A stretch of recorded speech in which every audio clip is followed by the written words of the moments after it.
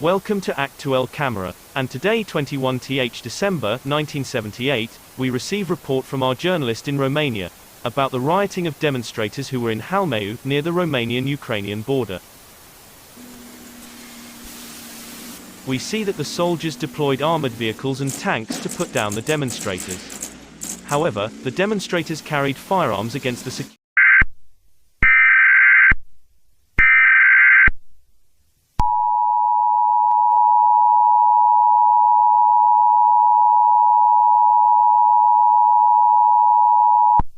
This is a test of the emergency broadcast system. This is only a test. Do not take any caution. This is only a test.